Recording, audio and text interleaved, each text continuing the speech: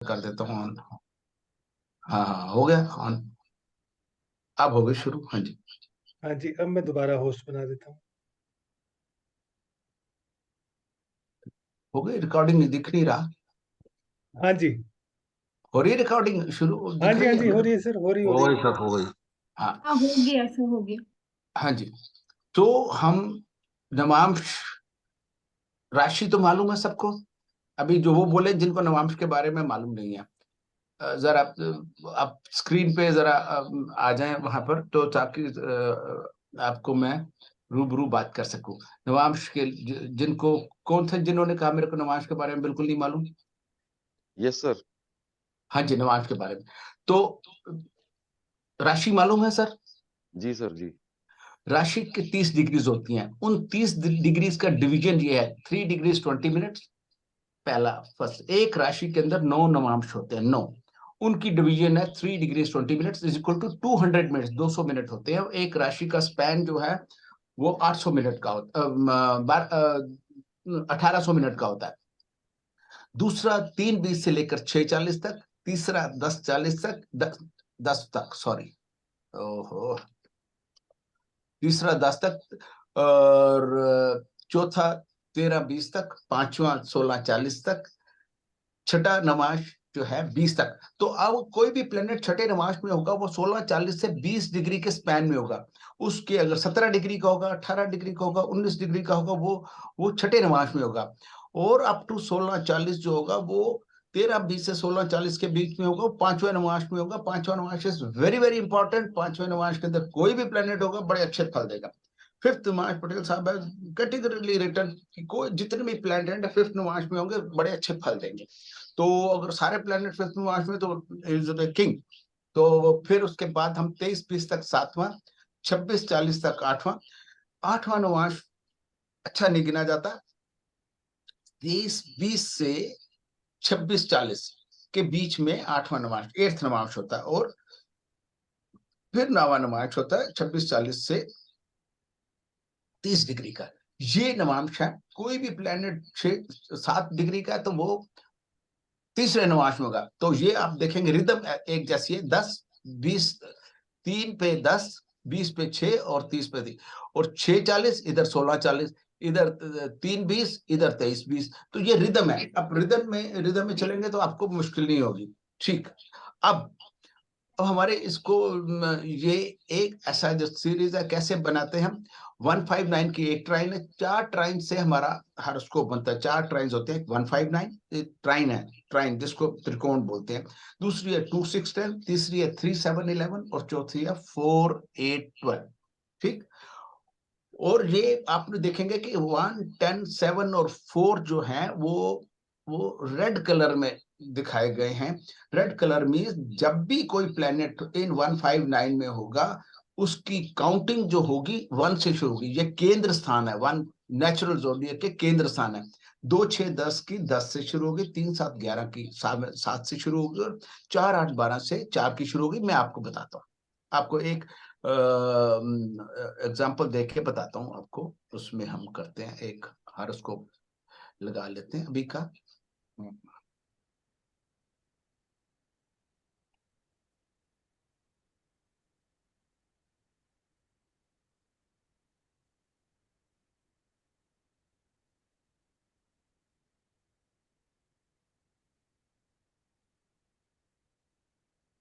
हाँ, ये जो अभी का हारोस्कोप है 1 दिसंबर 20:17 तक।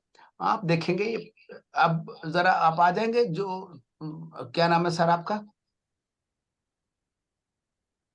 जो नमाज सीखना चाह रहे थे? बीबी वर्मा सर। हाँ, वर्मा जी। आप देखेंगे लगन 26 26 वो है, 5 है। मीन्स क्या ये है? कौन सा नवाश हुआ? आठवां नवाश हुआ। 26-40 से 30 तक नवा नवाश होता है। तो ये प्लेनेट जो है 26-40 जेमिनी। तो ये ट्राइन होगी 3-7-11 की। गिनती कहां से शुरू होगी? 7 से। 7 से आठवां गिनेंगे। तो 7 से आठवां गिनेंगे तो क्या होगा?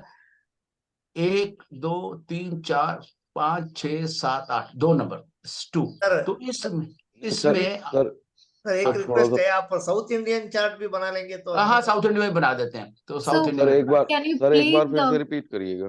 teach in English also, sir? Number समझ में ओके नहीं ओके नहीं ओके आ रहा। Okay okay okay, south Indian chart भी साथ में बना देते हैं।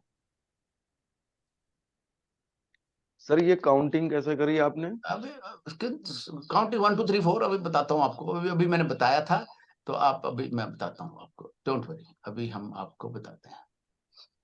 साउथ इंडियन चार्ट D81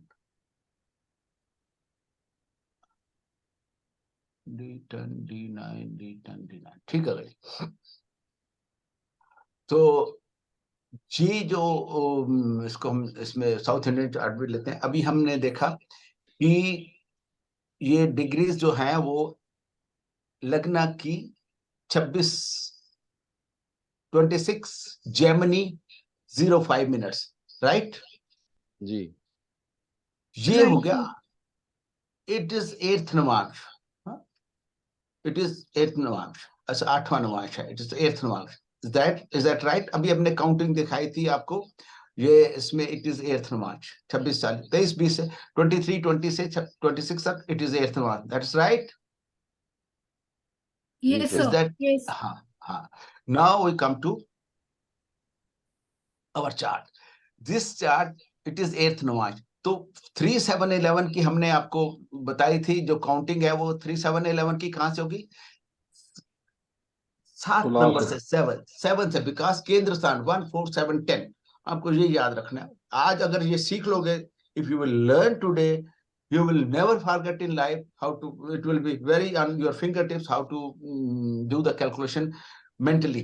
तो 3 7 7 से नहीं करेंगे। सर, ये जो आपने ट्राइन जो बताया था, तो इसको कैसे कनेक्ट करेंगे सर इसको? वो ये देखो ना, हम लगन को देख रहे हैं, लगन का क्या 3 है ना, वो 3 नंबर हाँ राशि है ना, हाँ जी जी जी। तो 3 नंबर राशि 3 7 11, 3 का क्या होगा? 3 7 11 हुआ ना, 3 ये ट्राइन है, 3 अच्छा 7 11, 3 अच्छा 7 अच्छा 3 7 अच्छा, 11, ये शुरू जो ट्राइन है। करेंगे, जो आपने रेड कलर कर रखा है वहां से शुरू करेंगे हाँ जी, उस तो ट्राइन 7 से का। गिनती शुरू हो गई, okay okay. we will start from 7, तो 7 से 8 गिनेंगे हम, 1 वहीं से स्टार्ट होगा जहां पर है 7, 1 2 3 4 5 6 7 एंड 8, तो नंबर 2 नवांश में नंबर 2 आ गया लगना। लगना की डिग्रीज हैं 26, it is in 6 8th navamsha, and lagna will be 8th navamsha will be number 2 rashi. Did you get me everybody? मतलब नवांश का जो लगन होगा सर, वो ये होगा 2 नंबर। हाँ, समझ गए जी बात? एक मैं जी आपसे करवाऊंगा, फिर उसके बाद हम आगे चलेंगे। और कौन थे? कुमकुम जी आप थी जो पूछ रही थी, who was there? Yes, sir. हाँ, Kumkum. हाँ कुमकुम जी, आपको समझ आ गया? Did you get me? Yes, so one thing, like हाँ, the number 28, what you have, आपने जो बोला था वो कहाँ से हमें देखना है? 28, ये चार्ट की degrees, these are very very important. 26 degrees, तो it is So between this 20, is, this so is what I 20 understood is, 20 23 20 to 26 40, this we have to see from here, it is falling where it is falling, it is falling between नहीं this नहीं, and ये this. समझ में आ गया sir, लेकिन वो हम कहाँ से देखेंगे वो मैं पूछ रही थी सर। दिस इज ये लगन कुंडली, जैसे हम ये जैसे, लगन कुंडली, ये डिग्रीज है, उसकी लॉन्गिट्यूड है। ओके ओके, ठीक है। Actually I wanted everybody to at least have the basic knowledge of Navamsha. Anyhow, I'm still doing it. Now you will learn, you will never forget. Then now Kumkum ji, you tell me, आपसे वर्मा जी आपसे पूछता हूँ, 14 degrees it falls where, which is the degrees, which is this Navamsha 14 degrees, Scorpio 58. Fifth हाँ, नवांश में sir. हाँ, I'll ask you, I just want to ask Miss Kumkum ji, you sir which 5th Navamsa sir 1320 fifth से। and yes sir. 58 is 5th Navamsha, huh? Yes sir. 5th Navamsha, it is Scorpio. The Scorpio trine is 4 8 12. Scorpio trine is 4 8 12. This is yes sir 8 4 8 4 12, 8 yes 12, and we'll start counting from where? Number 4. Yes sir. So 5th Navamsha will be number 8. Yes sir. Fifth sun will be in number 8. Sun here will be number 8, right? Oh right sir. Yes sir. Sun will be here will be number 8. South Indian chart. Sun will be here in number 8, right? Yes, sir. So Sun is same Namasha as it is in Rashi. So what is this called? What this is called? This is what this is called in our astrological this thing. Same Rashi and same Namash, right? Okay. What is the term used for this? Can anybody? Vargottama. Vargottama. Wonderful, wonderful. This is a Vargottama. Sun is here and here. So this is about Namamsha. Then I tell you something little more on this, so that how do you these are how do you see in which Namamsha it is in the nakshatra of which planet? So 159 is first trine, second trine, third trine, and fourth trine. So first, our first nakshatra is Ashwini, right? Ketu is the Lord. So up to 13, because 159, 13 degree 20 minutes is span of one nakshatra. 13 degree 20 minutes is the span of one nakshatra. So four padas are there, each of 3 degree 20 minutes. 3 degree 20 minutes, 640. 3 padas 1040, and 4 padas, all the 4 padas 30 degree 20 minutes. Ashwini, all the 4 padas fall in either Aries or Leo or Sagittarius. Leo, Aries, Leo, all the 4 padas of Ketu will fall here in the first 5 and 9. Then 9, here it consumes 26 degree 40 minutes. Balance is only 3 degree 20 minutes. 9 number, it will be Sun. So first is Ketu, Ashwini, then Bharani, and then balance one nakshatra pada, 3 degrees 20 minutes. This I'll share in the my notes. This I'll share.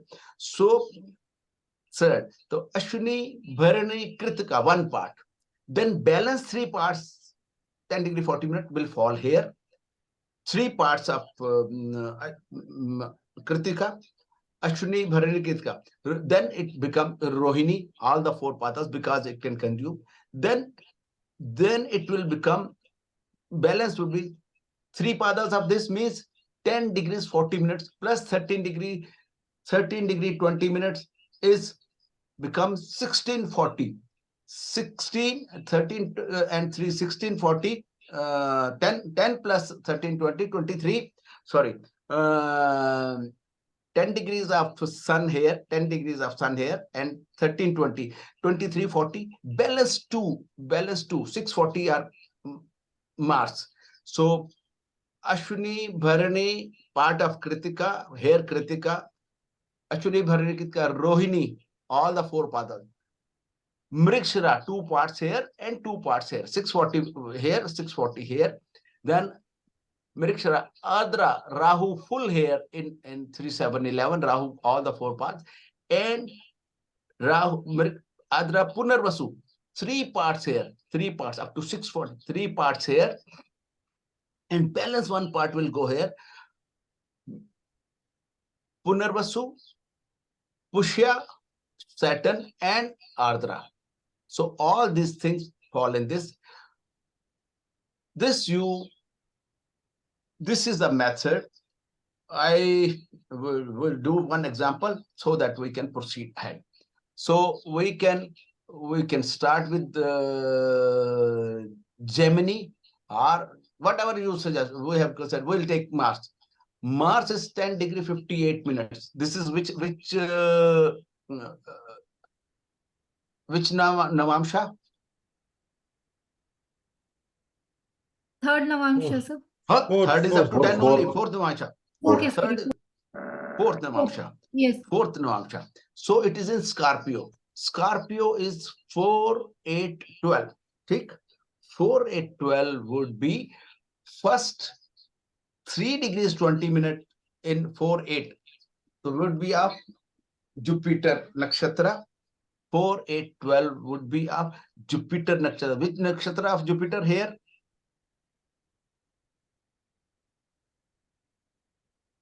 Which Nakshatra of Jupiter falls in 8th house? Shaka. Count from Punarvasu. the which? Punarvasu. Vishaka. Punarvasu. No, not Punarvasu. Punarvasu is up to 4. Not Punarvasu. Then next will be what? Vishaka. Punarvasu. Vishaka. Magha, Purfagni, Uttarfagni, Hasta, Chitra, Swati, Vishakha, Yes, sir. Vishakha, then whole 4 of this thing, Anuradha and Jeshta. So it is Anuradha written here. You could have read here from, you could have done the cheating here, Anuradha, right? So Anuradha and then Jeshta, right? We'll do for one for Varmaji. Varmaji, this we will Jupiter. Which Navamsha? Sir, 4th. Huh? 4th. Very good. Or then which is the first 4 of 159? It is Aries. 159. All the 13. All the 4 padas are in Ashwini. So it is 1 to 4. So all 4 padas would be. It will be Ashwini Nakshatra 4th pada, because up to 10, 320, 640, then 10, 3, and this is the 4th pada, right? Did you get me? Kumkum ji and Vairama ji, both. Yes, sir. Yes, sir. Sir थोड़ा सा हिंदी में भी बताओ sir. ये चौथा चरण है ना उसका, जुपिटर का आपने चौथा बताया ना, 4th बताया आपने खुद ही, वर्मा जी. जी. तो चौथा पाद जो पहला अश्विनी का 3:20 तक होता है, क्योंकि 159 है. 159 में हमारे पर 159 में हमारे पास क्या होते हैं नक्षत्र? 159 में चारों केतु के होते हैं, चारों केतु के. तो पहला अश्विनी, मघा, मूला. 5 पे होगा तो मघा होगा, फिर उधर होगा तो मूला होगा. तो ये आपको ऐसा करना है सब लोग. अगर तो आपको नक्षत्र याद करने हैं तो सुबह उठ के 27 नक्षत्रों को एक बारी नमन कर लिया करें. अश्विनी, भरणी, कृतिका, रोहिणी, मृगशिरा, आद्रा, पूर्णिमा, पुष्य, श्लेषा, मघा, पूर्वाग्नि, उत्तराग्नि, हस्त. Like that, you like a rhyme you should say, and you will remember by heart within 2 days. Whenever you get time, start chanting these nakshatra 1 to 27, right? So you will आपको सब, वर्मा जी आपको समझ आने लगे. सुबह से सबको सलाम करना है आपने. अश्विनी, भरणी, कृतिका, रोहिणी, मृगशिरा, आद्रा, पुनर्वसु, पुष्य, श्लेषा, मघा. तो आप जैसे ही करेंगे तो वो प्रसन्न हो गए. और सुबह अगर आपको ज्योतिष करनी है तो सबसे पहले आप इनको राशियों को श्री मेषाय नमः, वृषाय नमः, मिथुनाय नमः, कर्काय नमः, सिंह, 12 राशियों को नमन करें. फिर उनको नक्षत्रों करें. 12 राशियां, 9 ग्रह, 12 राशियां, 27 नक्षत्रों, 9 ग्रहों को हाथ जोड़कर नमन करें. तो ये आपके साथ रहेंगे, आपको आगे रास्ता दिखाएंगे. आप इनको याद डेली नहीं करेंगे तो ये रास्ता नहीं दिखाएंगे. ये मेरी बात गांठ बांध के रख लो, जिंदगी में याद करो. अगर इनको अगर डेली इनके साथ नमस्ते नहीं करोगे, इनको राम राम नहीं बोलोगे, इनको ये लोग आपको साथ नहीं देंगे. टाइम पे काम नहीं आएंगे, नाराज हो जाएंगे. नाराज तो नहीं होंगे, काम नहीं आएंगे. नाराज नहीं होंगे, नाराज आपको याद ही नहीं होंगे. तो इसलिए तो अच्छा है कि सुबह बस श्री मेषाय नमः, वृषाय नमः, मिथुनाय नमः, कर्काय नमः, सिंहाय नमः, कन्याय नमः, तुलाय नमः, वृश्चिकाय नमः, धनुआय नमः, मकराय नमः, कुंभाय नमः, मीनाय नमः. 12 राशियां, उनको ध्यान लगा के फिर उसके बाद अश्विनी, भरणी, कृतिका, रोहिणी, फिर बोले 27 नक्षत्र, 12 राशियां, 9 ग्रहों को मैं नमन करता हूँ. ये आपके साथ हो जाएंगे. बड़ा अच्छा सिंपल सा फार्मूला है. आपको धोखा नहीं देंगे, टाइम पे आपको धोखा नहीं देंगे. ये करेंगे, मैं यकीन के साथ कहता हूँ, यकीन के साथ कहता हूँ कि आपका साथ देंगे. जो चीज मेरी बात में आप देख रहे हैं कि कितना दम है, तो वो दम जो है वो उसी चीज को, दम उसी में होता है जो उसको प्रैक्टिस करता है. समझ गए बात को? मैं इसको कोई परहेज कर। सर कोई वेटिंग से है मेरे ख्याल, एंटर करा देना। अच्छा है कोई वेटिंग मेरे पर? अच्छा आ गया, अभी कराते हैं इनको। कोई भी नहीं वेटिंग में, सारे आ कह गए। रहे हैं। हाँ, ओके, कोई मैं भी दोबारा नहीं। बोलता हाँ, दोबारा बोलता हूँ। एक मिनट देखता हूँ कोई इसमें दिख ही नहीं रहा। जब कोई वेटिंग नहीं है, 18 पार्टिसिपेंट पूरे पूरे हैं। 18:33 अभी मैसेज आया उनका, इसलिए मैं कह रहा था। वो उसको फिर उनको बोलो ट्राई करें दोबारा, मैं हम करेंगे मैंने इसको। कहा उनको, बोला हाँ, लिखा है। पर उसमें यस, दिखाई नहीं जाता है, उसमें फटाक से दिखाई देता है, हम एंटर करा देते हैं। उनको भी टाइम पे आना चाहिए। हम चलो आएगा तो रिकॉर्डिंग कर देंगे उसमें। आ जाता है उसमें, स्क्रीन पे ऊपर आ जाता है, वेटिंग का आ जाता है। ट्राई हाँ तो मिक्स कोई करके भी। दे दे। हाँ जी, हाँ हाँ। तो वही चीज मैं बोलता हूँ कि जो मैं खुद करता हूँ और जो जिससे मेरे को फायदा हुआ है, ये आप इसको करेंगे तो आपको फायदा होगा। ठीक है जी, आगे चले। Yes sir. हेलो, हाँ जी, एंटर हो जाओ आप। हो नहीं गया, मैं तो 2-3 मिनट रही थी कट करके। नहीं, दोबारा करो, एंटर करो।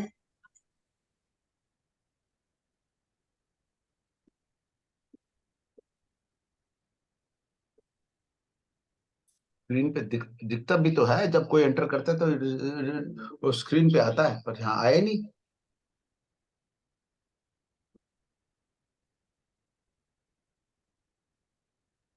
सर, हाँ विजय जी, सर, हाँ जी, बोले बोले, हाँ। यू सेड दैट आपने बोला था 8 navamsha is not that good, right? है 8th नवंश, यस। ओके, और 5th is good, right sir? 5th is very very good, very good. ओके, Not good. Good is the insult to that 5th navamsha.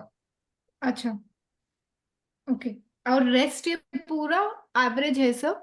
Average हाँ, mention करना है। क्या दूसरा चीज? पूरा जैसे फर्स्ट नवांशा, सेकंड, थर्ड, जो ये हाँ, है। अभी बताएंगे, अभी इतनी don't jump, walk with me, don't try to okay, ये रन मैं नोट लिख रही थी एंड सर। Wait, notes. अभी नहीं, डोंट मेक एनी जजमेंट, एक मिनट, डोंट मेक मैं एनी देखता। Judgement. Wherever what is sure, I am telling you, whatever is okay, not, I am keeping quiet on that, because we may change our definition after some time. कहाँ आ रहे हैं? Wait में एक आए minute, नहीं हाँ जी sir, आ गया। मैं दोबारा सर होस्ट बना देता। कर? आ गए। आ गए? हाँ जी, हाँ जी। ठीक है जी। Thank you. आप ऐसा करें, सॉरी, आप ना होस्ट करके ना उसमें शेयर की मेरे को परमिशन दे दे, फिर मेरे को होस्ट की शिप नहीं चाहिए नहीं नहीं उसमें सर, फिर शेयर। रुको। अच्छा ठीक है। सर तो इसका एक आसान तरीका एक और मैं जिसको नहीं नहीं, फॉलो अभी करता। अभी मेरे को रिदम में चलने दो, अभी अभी बाद ठीक में ठीक ठीक करते रहना। हाँ, उसमें ठीक फिर ठीक मेरी सारी रिदम टूट जाएगी। मैं ठीक ठीक ठीक। आसान तरीका जो होगा कोई बात नहीं मेरी। ये उसके बाद हमने ओके। पिछली बार ये आपको बताया था, आगे आ जाए। ये हमने बताया था कि ये we conveyed last time that planets in the second Navamsha would always fall in the trine 2, 6, 10. Planets Lagna is in second, right? Second pada.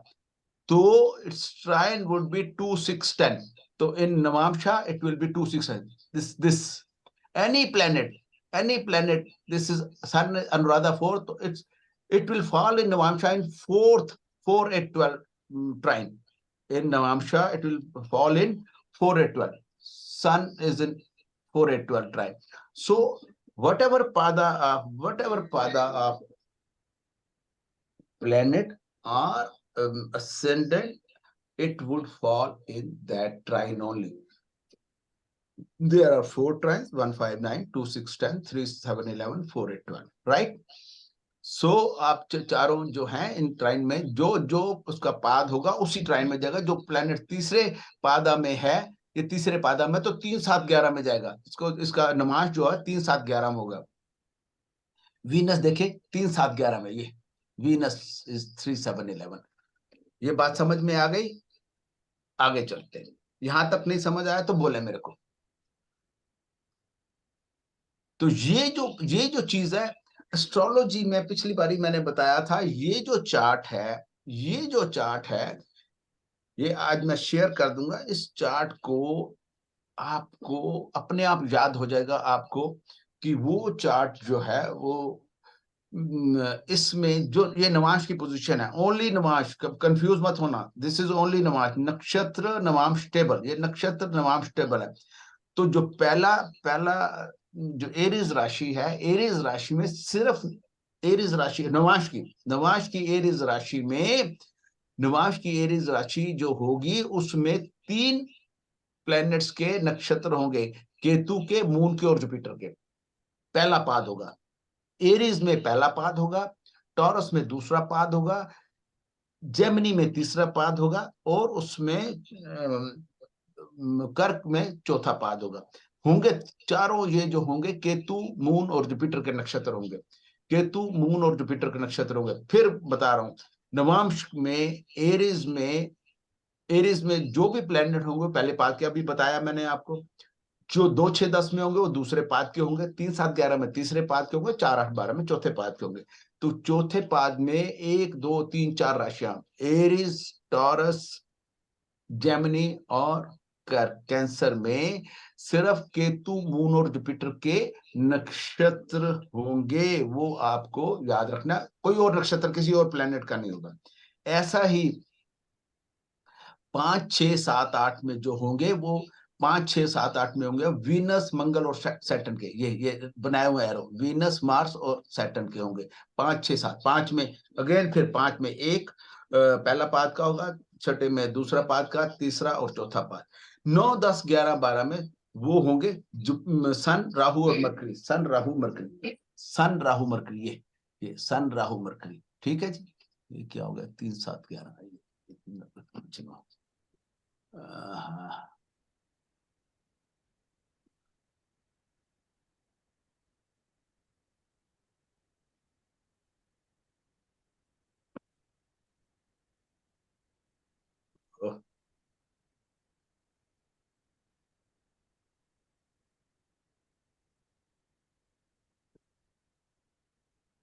ठीक है, ये जो नवांश के ग्रुप्स जो केतु, वीनस, जुपिटर, ये 4 ग्रुप बन गए। पहला ग्रुप पिछली बार ही बताया था, पहला ग्रुप जो है केतु, मून, जुपिटर में ज्यादा प्लैनेट, 9 प्लैनेट्स में अगर सबसे ज्यादा प्लैनेट अगर केतु, मून और जुपिटर के नक्षत्रों में है तो वो स्पिरिचुअल सीकर होते हैं। दूसरा ग्रुप है वीनस, मार्स, ये वो प्लेयर सीकर होते हैं। और तीसरा ग्रुप है जस्ट 9 में से ज्यादा प्लेनेट अगर सन, राहु और मरकरी में होते हैं, वो पावर, पॉलिटिकल सीकर्स होते हैं, वो पावर और पॉलिटिकल सीकर्स होते हैं। इनको याद करने के लिए ये मैंने आपको एक और बनाया हुआ है, 1, 4, 7 जो है वो इसमें केतु, मून, जुपिटर के होंगे, 2, 5, 8 इसमें होंगे, इसमें ऐसे ऐसे जाएंगे। ये आपको एक टेबल ये दे दूंगा मैं, आप इसको सामने रखेंगे तो आपको याद हो जाएगी। ठीक है जी। अब हम आते हैं, यहां तक नवांश के बारे में सारी चीज क्लियर हो गई? Everything is about navamsha, is that clear to everybody? Yes, sir. Now we go to 64th नवांशा। 64th नवांशा क्या है? 64th नवांशा है, it is 210 degrees away and it is in 8th house। 64वां Navamsa सबसे घातक, सबसे ड्रेडफुल नवांश 64वां 64th नवांशा। 64th नवांश जो है तो सबसे ड्रेडफुल है। और क्यों ड्रेडफुल है? आठवां ऐसा, it is the 8th house, क्योंकि 8वें घर का जो 8th हाउस का जो पोजीशन है, वो 8th हाउस की position is not good. It is, वो 8वां घर क्या होता है? हमारी इसको 8th हाउस को देखेंगे तो कहा जाता है बिल होती है ना, चूहे की या उसकी बिल होती है, वो सुराख के अंदर है। अगर हम बॉडी के धूप में एक इंसान को खड़ा कर दें, जहां पर नहीं सन की रेज जाएंगी, वो 8th पोजीशन है। एनल रिंग है हमारी, जिसमें सूरज को, जिसमें एनस है जहां पर सूर्य की रोशनी नहीं पहुंचेगी अगर हम धूप में खड़े। तो एर्थ हाउस जो है वो, एर्थ हाउस में there is no sunlight, and जैसे मैंने बताया बिल है जो चूहे की, उसकी, सांप की, और ये जो बिल है वहां पर वो एर्थ हाउस गिना जाता है। और उसको उसको उसमें कोई भी मेलिफिक प्लेनेट पड़ा हो तो वो ड्रेडफुल होता है। वो उसमें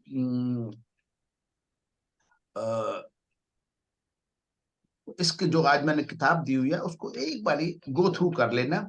उसको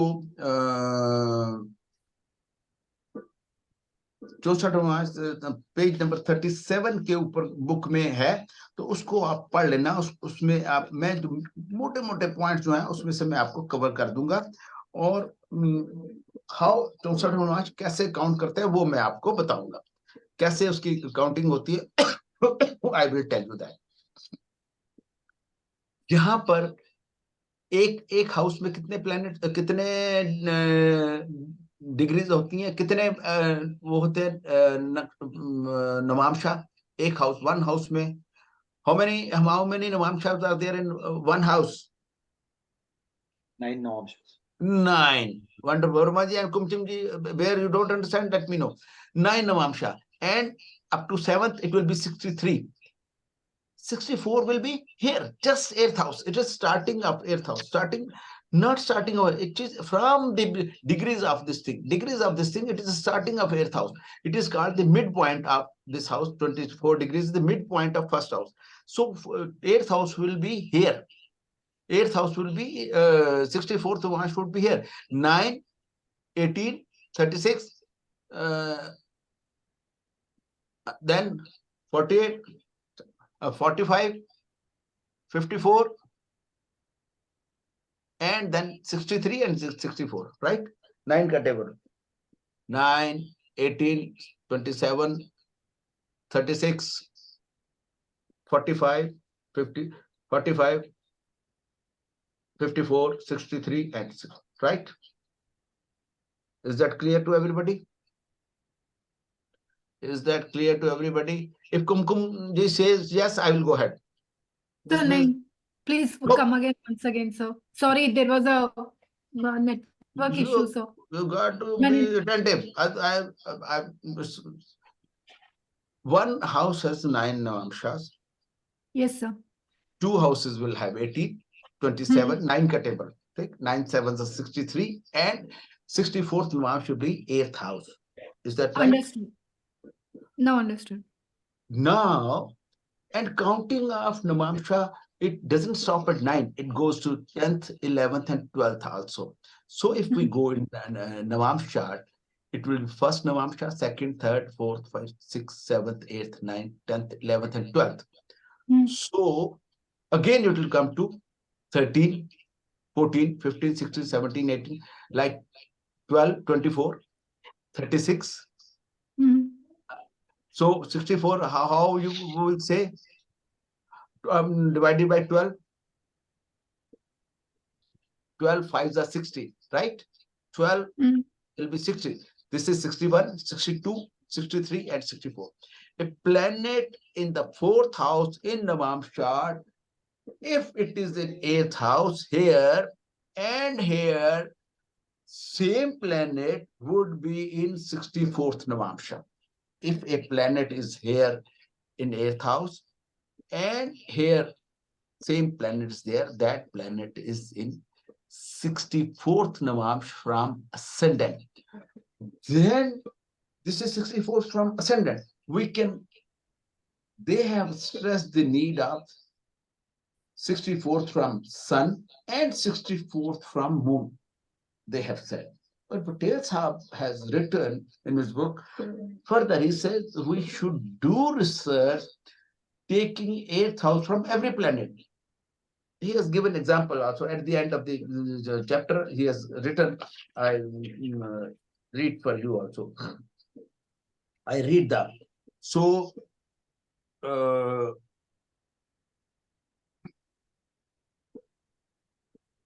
he says, Recently, the author came across, I'm reading from page 48. You please note down the page and you can read it. It's a para 3. Recently, author came across a nativity in which Ketu was posted in 64th Navash from his natal Jupiter.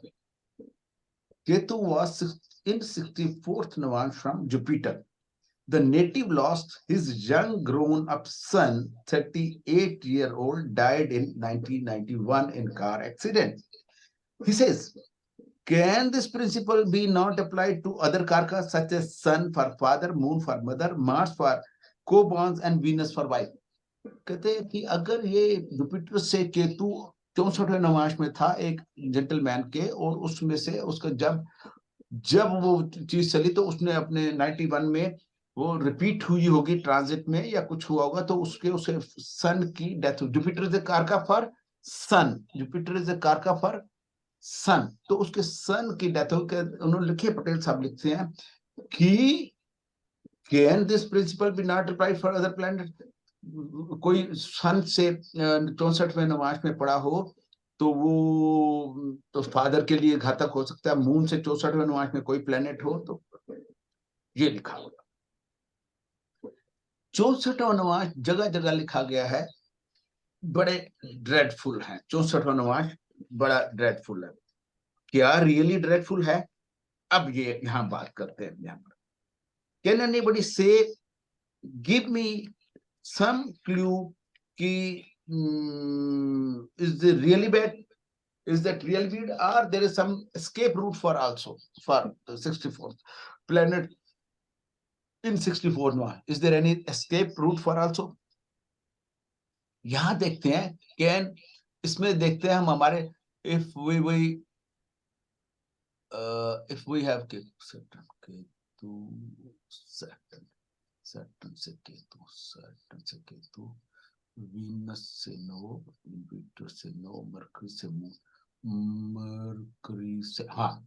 If you see from here, now see, can anybody tell which planet is in 64th Navash from in this planets? Can anybody tell me any planet in the 64th Navash in the chart?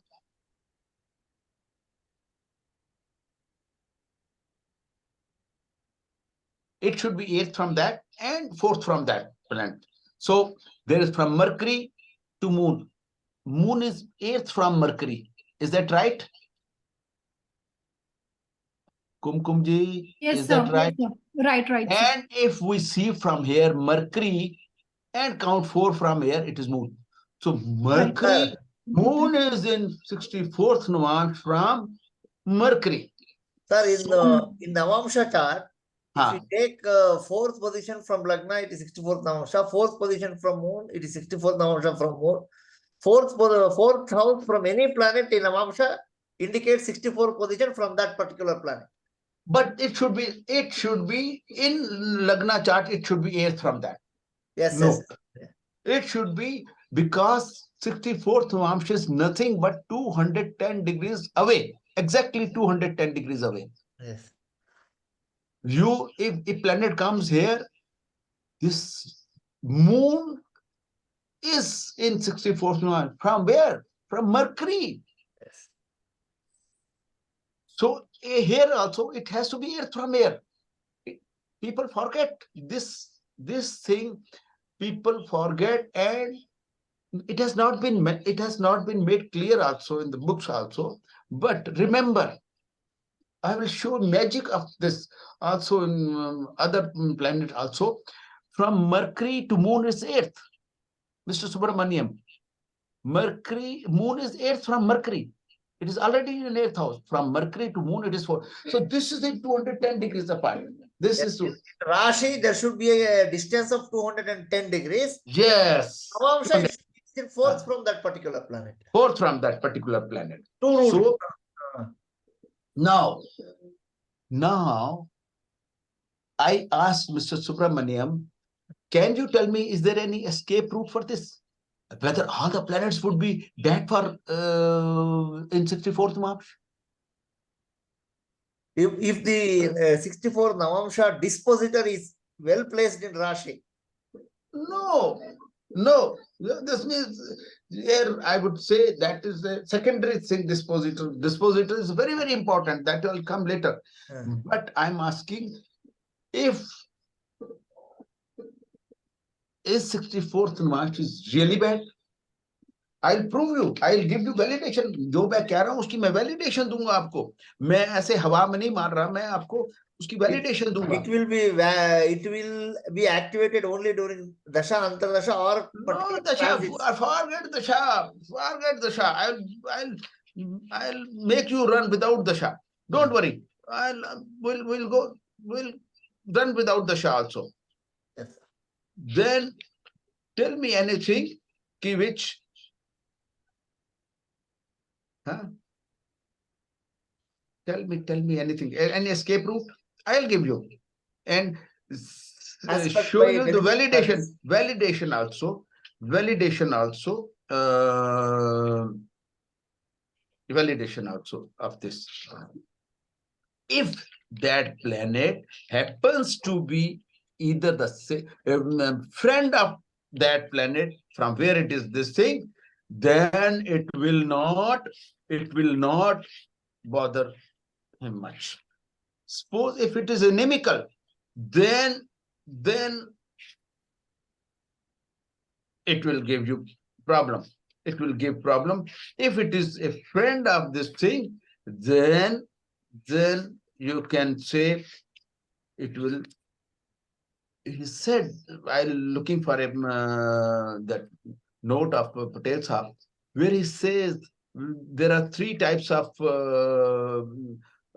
life: middle life, long life, middle life, and short life. So that short life is if the 68th planet is planet in the 64th March is a friend of Lagna, then long life.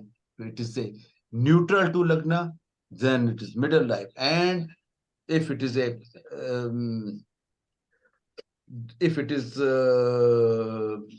inimical to this thing, then it comes. That the 64th Namasha from Lagna we should Lagna, moon as well as sun. Lagna, sun, yes. sun. Lagna, moon and sun. But if all the three are beneficial, it is long life. Yes, if two of them are beneficial, it is middle life. If one of them is friend, it is halpai. Yes. So this is the this is a thing which you should be knowing it, and you can read through the books also. I'll give you the validation of whatever I'm saying. I'll give you valid, but it has to be you going through book, not once, not 10 times, not 20 times. Every time you open a book, you will find आपको मालूम चलेगा कि इसमें नई चीज और मेरे को मिली. ठीक है. तो जो लॉन्ग लाइफ, मिडिल लाइफ और उसका है वो आप 64वें नमाज से भी देख सकते हैं. अगर 64वां नमाज लार्ड आपका वो है तो it will give you friend है तो आपको लंबी उम्र देगा. इसलिए उसका वो 64वां नमाज को. Why mister Subramaniam, why 64th नमाज is bad? It is a position that is right. Why it is any other reason? What is the maleficence attached to 64th March? Anything you tell me? It is it falls in the 8th house. 8th house is house of accidents, deaths. No. This is of course the 8th house is good also. What is the maleficence attached to this thing?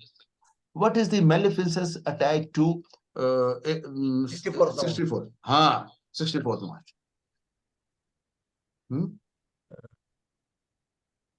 What is the maleficence attached to 64th March? It is Karadrekana. Karadrekana also starts from that. Karadrekana also starts from that. And Karadrekana also starts from that. Then what?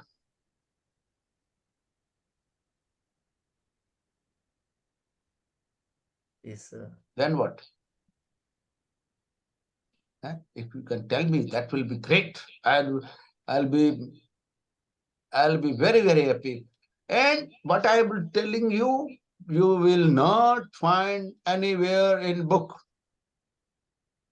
You will not find anywhere in book, right? So the maleficence attached to this would be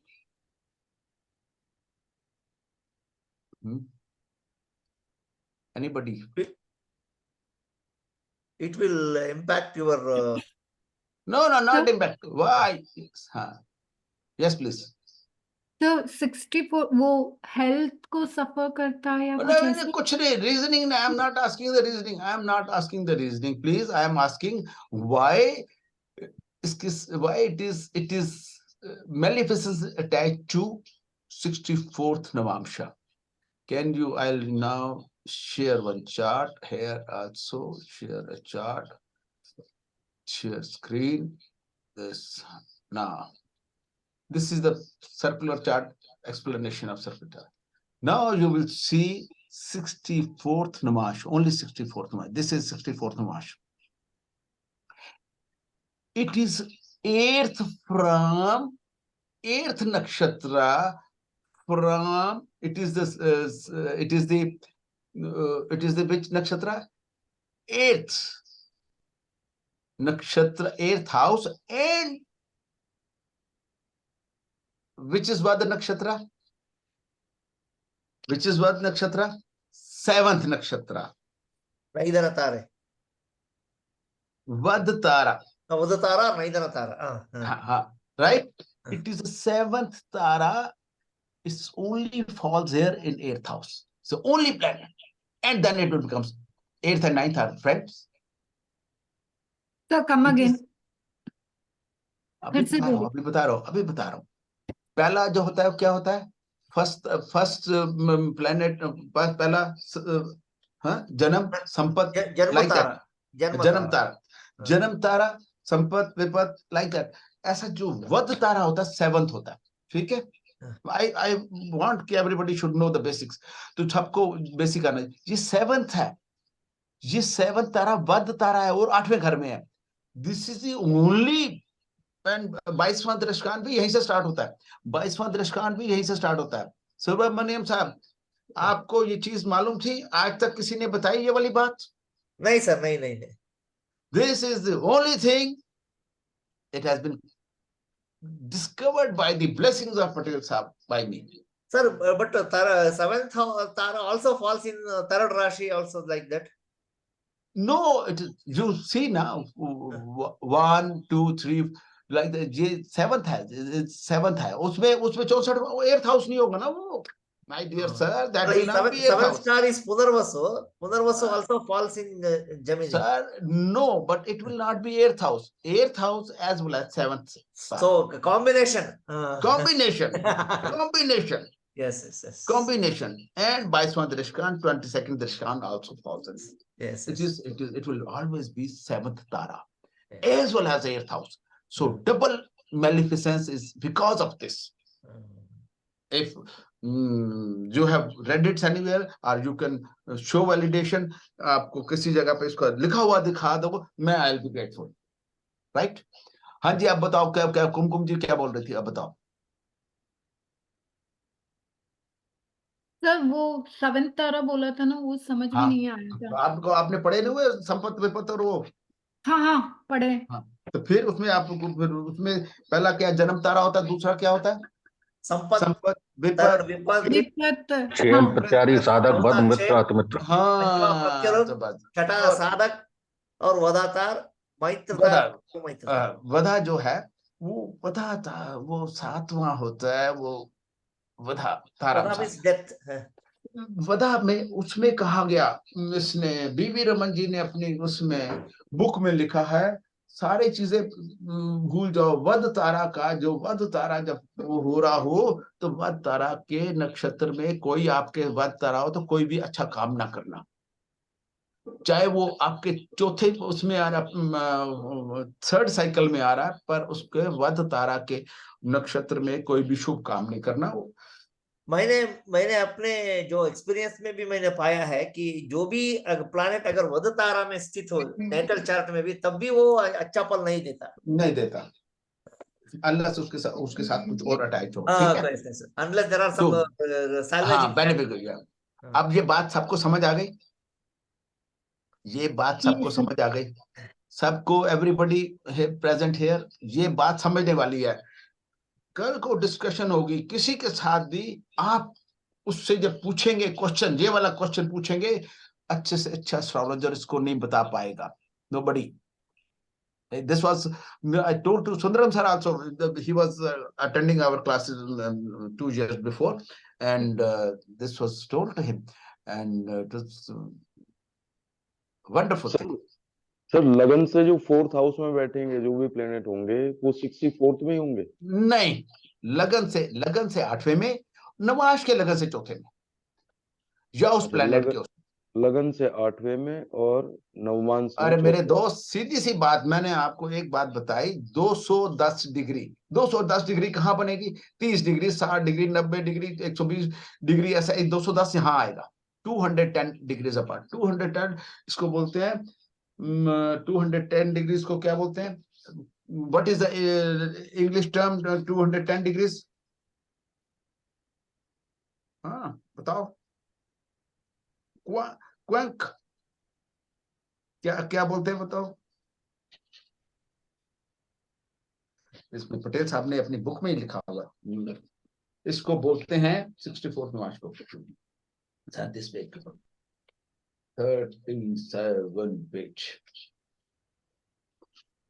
68 actually में वो उसको बोलते हैं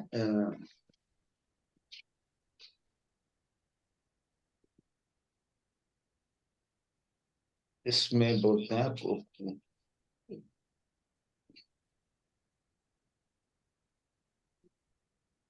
quincunx, Q-U-I-N-C-U-N-X, Dexter quincunx, that is the 8th house.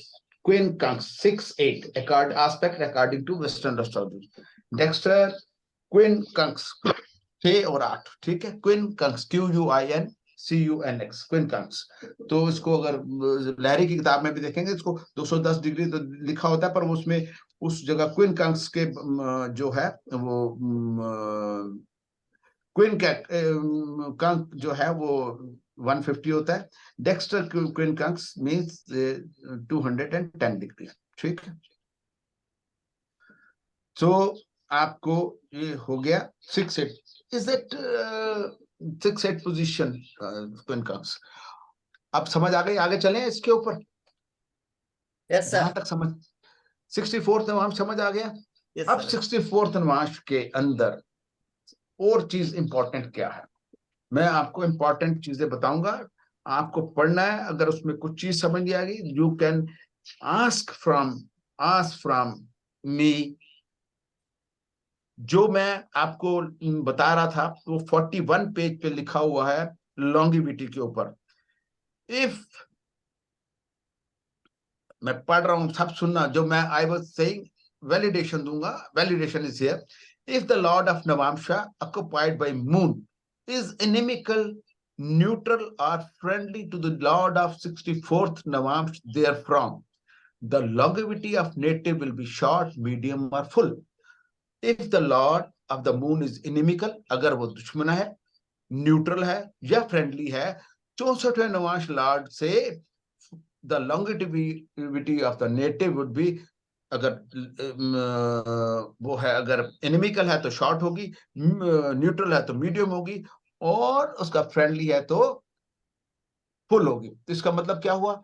इसका मतलब यह होगा कि 64 नवांश का लॉर्ड अगर आपका 2 होता है तो उसको इतना हार्म नहीं करेगा, उसकी लॉन्गिट्यूड का मून से क्लियर है, पर आप सन से भी लो और उससे असेंडेंट से भी लो। तो आपने, तो इसका मतलब, इसका तोड़ जिसको बोलते हैं, जिसकी राइडर जो है, ये मिल गया ना आपको, mister Subramaniam. Is that right? It is written in Patel साहब book only. Is that right? Yes, sir. So I say it is not Patel Sahab's this thing. It is even chapter has been taken from Prashan Marg, chapter 19, verse 61. It is written in Prashan Marg.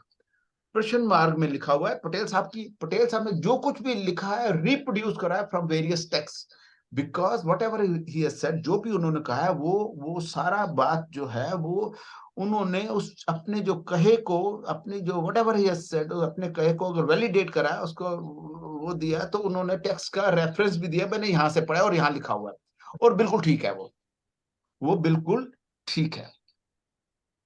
Verma जी, आपको समझ आ रही है ये बातें? जी कुछ कुछ आ रही हैं सर। हाँ, आप समझ लो तो अच्छी बात है। मैं उसको सर थोड़ा सा हिंदी में रखना। हिंदी में इंग्लिश में दोनों तरह के लोग हैं, मैं उनके साथ अन्याय नहीं करूंगा, आपके साथ भी अन्याय नहीं करूंगा, बिल्कुल दोनों को साथ लेके चलूंगा। मेरे को हिंदी भी आती है, इंग्लिश भी आती है, मैं दिल्ली बॉर्न हूँ और मेरे को कंफर्टेबल हूँ दोनों जगह में, हिंदी में और इंग्लिश में, दोनों में कंफर्टेबल हूँ। सो दोनों को जिसमें जब ना समझ आए रोक के पूछ लेना मेरे को। तो ये वाली बात जो है ना, इसलिए किताब को बार बार पढ़ो, आपको नई चीज मिलेगी, कुछ का लिखा हुआ कहां पर और कुछ मिलेगा कहां पर, आपको उनको दिमाग में रखना और पढ़ना है। मैं यहाँ पर क्यों मेरे को इतना अच्छा लगता है कि इस किताब के अंदर जिसने पटेल साहब की किताब पढ़ ली और उसको एस्ट्रोलॉजी आती है पहले, तो वो कभी भी जिंदगी में मार नहीं खा सकता, लाइफ में कभी भी मार नहीं खाएगा। क्यों? कि इसमें सारा कुछ है जो आपको चाहिए। आपको जब आपको रिजल्ट मिल जाएंगे, आपको रिजल्ट मिलने शुरू हो जाएंगे, आप इधर उधर क्यों देखेंगे? सर अब आप दशा अंतर, प्रश्न मार्ग से कोट कर रहे थे। हाँ, दिस पटेल साहब has written in his book from question mark, page number 41, page number 40, last line, question mark he has quoted. It is written in Patel साहब book, जो मैंने आपको सॉफ्ट कॉपी आपके व्हाट्सएप ग्रुप में डाली है, उसमें आप पेज नंबर 40 के एंड में और 41 के बिगनिंग में देखोगे, जो मैं कह रहा हूँ वो बिल्कुल ठीक है। और ये जो टेबल है सर, ये वाली कौन सी टेबल? को मैं आपको दे दूंगा ना, व्हाट्सएप ग्रुप में डाल दूंगा अभी थोड़ी देर में। अच्छा घबराना बिल्कुल नहीं है, बिल्कुल घबराना नहीं है। जब जी जी आपने टेंशन बिल्कुल ही नहीं, आपको पूरी तरह 5-6 दिनों में जितने भी दिन लगेंगे, 4-5-6 दिन लगेंगे, जितने भी लगेंगे, आपको हमने बिल्कुल ताकतवर कर देना कि आप कहोगे हाँ जी बिल्कुल मेरे को एस्ट्रोलॉजी आ गई। बट प्रैक्टिस आपको करनी। मैं तो आपको चलाओ, आप बच्चा नया आता है साइकिल चलाता है कि नहीं, 2 पहिए वाले थे, उसके 2 स्पोर्ट लगे थे पिछले पहियों में, वो जी जी स्पोर्ट से बच्चा सीखता है। मैं आपकी वो स्पोर्ट हटा के चला दूंगा आपको, फिर उसके बाद आपने भागना है। जब आप गाड़ी नई नई चलानी सीखते हैं, तो शुरू शुरू में जब हमने लाइसेंस बनवाया था 90s में, तो वो कहते थे जब बाहर अपनी सड़क के किनारे खड़े हो तो बाहर निकलना, तो हाथ निकालना पड़ता था कि मैं सड़क पे आ रहा हूँ या मैं राइट की तरफ मुड़ रहा हूँ, और कार में से भी। तो उसके बाद अब सब ब्लिंकर्स वगैरह सब कुछ आ गए, अब तो साइड मिरर में से ब्लिंकर आ गए, सारी चीजें आ गई। तो आपको 2 हाथ कम पड़ते थे जब आप गाड़ी चलाने सीखते, 2 हाथ कम पड़ते थे। पता नहीं मैं हाथ बाहर निकालना है, मैंने मुड़ना भी है, मैंने चलाने भी, दोनों हाथों को स्टीयरिंग भी पकड़ना है, 3 नीचे है, पैर को बदलना है। और जब आपको स्लोप के ऊपर गाड़ी चढ़ानी होती थी, तो आप कहते थे अब क्या करूं, तो वो कहते थे कैसे इमीडिएटली चढ़ेगी, पीछे जाएगी गाड़ी, क्या करूंगा।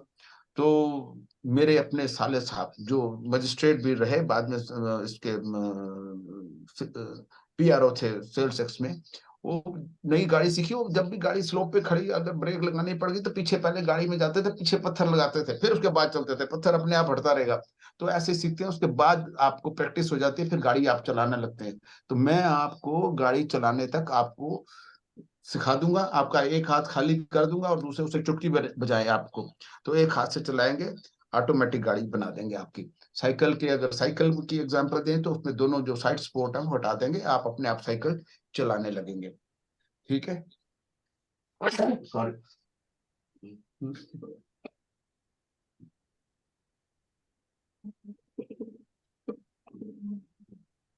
तो ये हो गया। अब हम 64वें अनुवाद से आगे निकले। हम ये बात समझते हैं 64वें अनुवाद की। हाँ, 64वें अनुवाद में और बात कि जब भी यहाँ पर 64वें अनुवाद में प्लैनेट, एनिमिकल प्लैनेट आएगा, अब सोच लेना इसको, डेफिनेशन को किताब में जो लिखी उसको लिखा रहा हो, जब एनिमिकल प्लैनेट लगन से या मून से या उसके एनिमिकल प्लैनेट आएगा, तो वहां पर आपको नुकसान देगा, क्योंकि प्लैनेट 8वें घर वाला नुकसान देता है, खासकर शनि, राहु, केतु।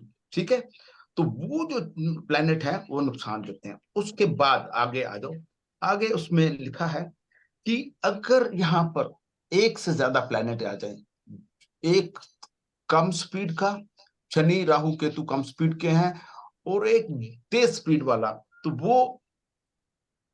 वो अगर 64वें नुमाइश में आ जाए, चाहे मून से, चाहे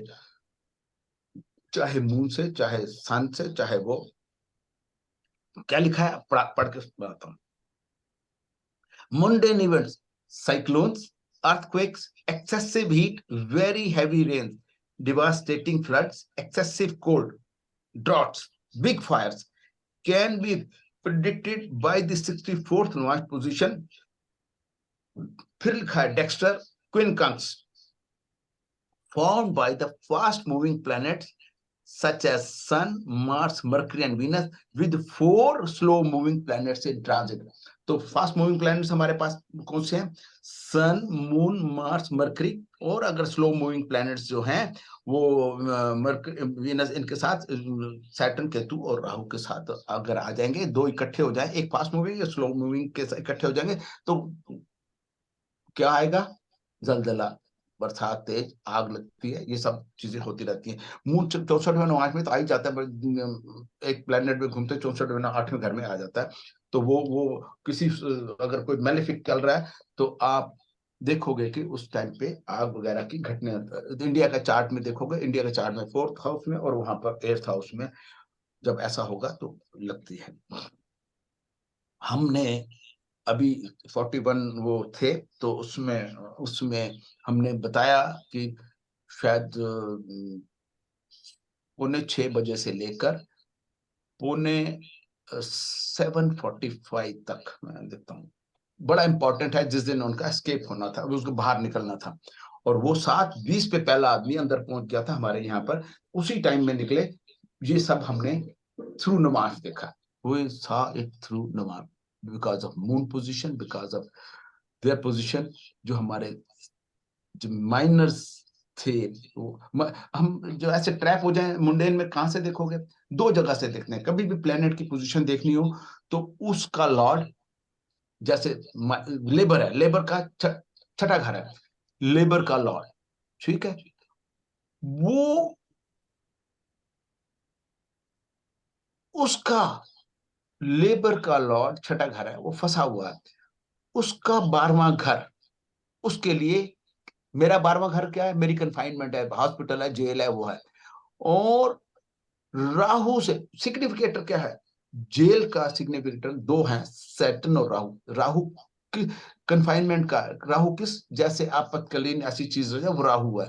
अगर पनिशमेंट की में जेल हुई है तो वो फिर पनिशमेंट में आपको कर्मों के हिसाब से अगर फल मिला है या पनिशमेंट मिले तो सैटर्न से 12th देखेंगे, अदरवाइज नहीं तो राहु से 12th देखेंगे। उन दोनों चीजों को, अगर हस्बैंड को देखना है, फादर को देखना है, तो सन से 9th देखेंगे, और अदरवाइज लगन से भी 9th देखेंगे। दोनों तरह से हम देखेंगे तो फिर जाके आपको एक्यूरेट रिजल्ट मिल पाएंगे। नहीं तो 4th हाउस से तो व्हीकल भी है, मदर भी है, और वो है, तो वीनस से 4th हाउस देखेंगे व्हीकल के लिए, और मून से 4th हाउस देखेंगे मदर के लिए भी, मून से 4th हाउस देखेंगे, लगन से भी 4th हाउस मदर के लिए देखेंगे, और सब चीजों के लिए देखेंगे।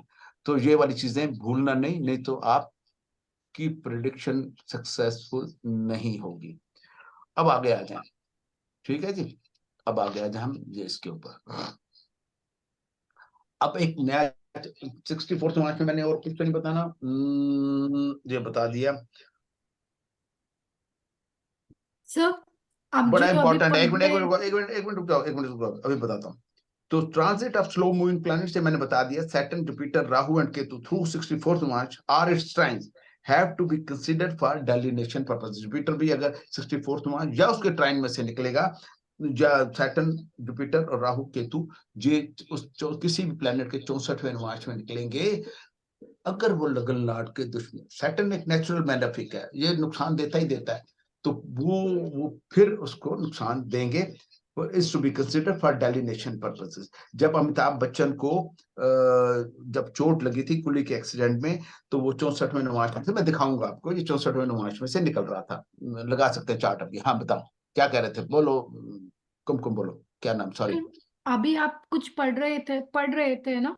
हाँ Like, हाँ, वो कौन सा पेज नंबर था सर? वो 64वें नुमाइश का लास्ट पेज है, जो 37 पेज पे है ना, 64वां छोटा सा चैप्टर है, वो पेज नंबर है 48। उसमें इंपॉर्टेंट रिसर्च पॉइंट जो लिखे हुए उसमें उसमें मैं पढ़ रहा था, वो 4th पैरा पढ़ रहा था। ठीक है जी। Yes sir. भृगु बिंदु, ये लाल किताब में नहीं दिया हुआ, जो आपकी रेड बुक है उसमें नहीं दिया, दूसरी किताब में दिया। भृगु बिंदु क्या है? एक बात इंपॉर्टेंट इसमें मैं करना चाहूंगा, जो पटेल साहब ने अपनी बुक में अपना जो हॉरोस्कोप यूज किया है वो राहु केतु की मीन पोजीशन पे करा है। अपनी उन्होंने मीन पोजीशन ली है, अपना चार्ट जो दिया है उन्होंने अपनी मीन पोजीशन दिया है। बट उन्होंने दूसरी बुक में लिखा है कि भाई राहु केतु को डेलिनेशन पर्पस के लिए ट्रू राहु और ट्रू नोट्स लेने चाहिए for accurate events, for timing of accurate events. और इवेंट्स को टाइम करने के लिए आपको ट्रू राहु और ट्रू केतु लेने हैं। और मैं भी सब्सक्राइब करता हूँ इसको। बड़े सारे लोग, बड़े सारे एस्ट्रोलॉजर अभी भी मीन लेते हैं। जब हमारे पास सुविधा नहीं थी तो हम मीन लेते थे, पर आप ट्रू राहु और ट्रू केतु लेंगे तो आपको रिजल्ट्स अच्छे मिलेंगे एंड आप एक्यूरेट प्रिडिक्शन कर पाओगे। देखो आपको अभी एक बात बताओ, मेरे को खत्म करने दो पहले, जब फिर मैं क्वेश्चन पूछूंगा आपसे। 30 अक्टूबर को राहु केतु जो है चेंज कर गए थे मीन नोड्स में, 30 अक्टूबर को। वेयर एज ट्रू राहु और केतु 30 नवंबर को चेंज हुए हैं 7 नंबर से, लिब्रा से वो उसमें आए हैं, हाँ वर्गो में आए हैं। हाँ बताओ कौन पूछ रहा था? there is an argument that हाँ mean node should be taken for mundane prediction and for natal prediction, and true nodes for mundane predictions. Mean nodes for no. Mean nodes for natal and true nodes for mundane. No, always take true. Now I will give you example. Start following this rule, true notes, because all the people have. You must be reading from some book. All the people have access to the computers where accurate degrees are come. I give you one example. I have given in one of these my Saptarishi lectures, 10 commands of for events. That I have said in everyday practice. Subramaniam and everybody, आप सुने जरा ध्यान से इसको। आपका चंद्रमा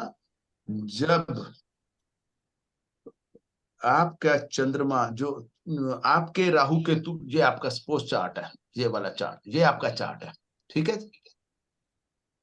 ये आपका, तो इसमें 29 डिग्री ये ट्रू है, 29 डिग्री 39 मिनट का है पाइसेस। और ये जब आपका मून ट्रांजिट का आज की डेट में, ये तो आज का ही चार्ट है mister Subramaniam and everybody, please listen to me. जब मून ट्रांजिट का, ये आपकी हॉरोस्कोप है, अगर ट्रांजिट का मून जब 28 डिग्री पे आ जाएगा और पाइसेस में आएगा, आप कुछ काम कर रहे हैं तो आपका दिमाग एक एग्जैक्ट डिग्री वाइज जब इससे मिलेगा तो आपको लगेगा मैं क्या हो गया मेरे साथ। या केतु के साथ, मून का केतु के साथ जब भी मिलान होगा, उससे फ्यू मिनट्स मतलब मिनट्स वाले डिग्री वाले मिनट्स और दूसरे भी टाइम वाले मिनट्स, उससे चंद मिनट पहले, 10 मिनट पहले जब मिलने वाला होगा, आपका दिमाग में पता नहीं क्या होगा। ये हमने प्रूव करा। मतलब मेरे स्टूडेंट्स ने कहता जी मैं लेक्चर दे रहा था और मैंने आपकी बात सुनी थी, उसकी मैं लेक्चर का वो मैंने दिया, क्या कहते हैं, स्लाइड्स दे रहा था। जब मेरे पता नहीं क्या हुआ और मेरा स्लाइड्स में एकदम से फक्स पास हो गया, मैंने उसको पिछली स्लाइड्स दिखानी शुरू कर दी। ध्यान आया तो काफी आगे निकल चुका था। 10 मिनट कहता 12 मिनट मेरे खराब हो गए। फिर मैंने बाद में देखा कि वो मून मेरा राहु के ऊपर से जा रहा था उस टाइम पे। तो उसने मेरे को फोन करा, अतुल जी है, कहते जी मैं आपको एक अच्छी बात सुनाना चाहता हूँ और बुरी बात सुनाना चाहता हूँ, कौन सी सुनाऊं मैं? कहता जी बुरी बात यह है कि मैंने आज प्रेजेंटेशन थी, मेरी प्रेजेंटेशन खराब हो गई मैं उसमें, और अच्छी बात यह है कि आपका प्रिंसिपल प्रूव हो गया। तो everybody, mister Subramaniam, Rakesh ji, everybody which I am looking, Kumkum ji, true Rahu ले और आप रोजाना की जिंदगी में आप देख सकते हैं। हो सकता है रात में आए, अभी हो सकता है रात में आए, हो सकता है दिन में आए। दिन में आप कोई भी एक्सीडेंट करने जाता है, कभी भी आपका ध्यान, जब राहु मून आएंगे एस को पॉजिटिव लेना है, तो राहु मून आएंगे, आपके साथ कुछ ऐसा हो सकता है, आपका ध्यान भटक जाएगा, कुछ ना कुछ गलती हो जाएगी आपसे। Did you get me mister Subramaniam? Yes, sir. Yes, sir. हाँ, But now but this is a all these years, I am following only mean notes. from today onwards, I will show you the beauties of true yourself. I have given you example. What more can I give you? You try it on yourself. Why you So I are? will experiment, sir. I will experiment with true Rahu also. No, it will be a wonderful exercise if you do it. And I would appreciate if you convey during these days to the class and your experiences on this. Yes, Did you sir. get me? Yes, sir. तो मैं appreciate करूंगा कि आप अपना तजुर्बा जो है हमको शेयर करें कि आपने क्या during the period currency of this class. ठीक है? Okay. कोशिश So, करेंगे, sir. हाँ, मैं ऐसे नहीं, मेरी यही तो फर्क है, जो प्रैक्टिकल है वो प्रैक्टिकल है, भूल जाओ उसको, मीन नोट को भूल जाओ बस। तो No, हम even K.N. Rao also, he also advocates true positions of notes. Sir मैंने बताया, मैंने लोगों को अभी just now I give because Ketu was in Rashi as well as in Navamsha, it was in Libra, and people who had Venus or Moon in Libra, they were all suffering for last around 90 days. I said your miseries would be over on 29th November, and rather it was jinka Venus tha, it took one more days because Venus was in number 6 and Rashi and Mars, it came to number 7. So I said on 30th it will everything will be fine, and people realized and they wrote. The man was sick in depression. She said, "Sir, there is a drastic change in my nephew, and today he's good." But there are very heated arguments for both for mean notes and true notes. You bring them to me and we'll make them right. I don't want to press anything for this thing. It is my observation and I have been very, very successful in doing this. Okay, thank you, sir. Thank you. So there even many good astrologers, they go for mean notes, but please go for true notes. Hanji. Now we come back to this. Bhrigu Bindu. Bhrigu Bindu is a imaginary point. Bhrigu Bindu is a imaginary point of Moon and Rahu. There are many wonders of Bhrigu Bindu. It is not in the book here, pink book, but it is in the other book of it is in the book of Navamsha and Nadi Astrology by C.S. It is in Navamsha and Nadi Astrology. There are 2 places it has given. It is in chapter 15. The Nandi Nadi has said, Nandi Nadi, he says it has not been found in other texts. One principle is prediction of transit of planet on an imaginary, it is an imaginary point, midpoint between Rahu and Moon, which is known as Bhrigu Bindu. In Nandi Nadi, Bhrigu Nandi Nadi by your favorite R.J. Rao. Yes. How do we calculate that? So we will go for the calculation of this. Sir, nowadays it is given readily available in all apps and software. But one should know everything. Huh? Bhrigu Bindu, it is Moon minus Rahu. Whatever is the remainder, divide by 2. Add longitude of Rahu. It becomes Bhrigu Bindu. This example is of Patel Saab on true Rahu and Mean. We will calculate in front of you now. Everybody take pen and pencil, and then we will do it on true Rahu, right? This is Patel Saab's this thing. We will see as Patel Saab's example we will take, but it is on example given in the book is based on mean Rahu, but I am going in for true Rahu here.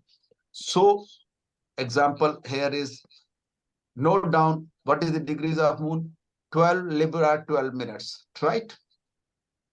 And Rahu 15 Capricorn 45 minutes. Everybody has noted down?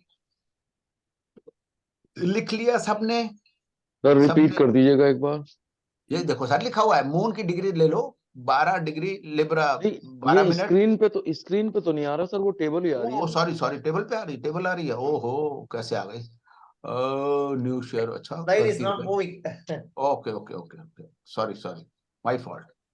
Patel साहब, हाँ जी आ गई अब। जी yes sir. Moon 12 Libra 12, तो इसको लिखेंगे कैसे? 6s 12 degrees 12 minutes, and Rahu is 9s। Capricorn में कब पहुंचेगा? 9 साइन कंप्लीट कर लेगा। कैप्रिकॉन में कब पहुंचेगा? जब 9 साइन कंप्लीट कर लेगा। Am I right? Yes, sir. तो राहु है 15, 9s 1545 है। We can take this thing, आप एवरेज लेना, ठीक है? तो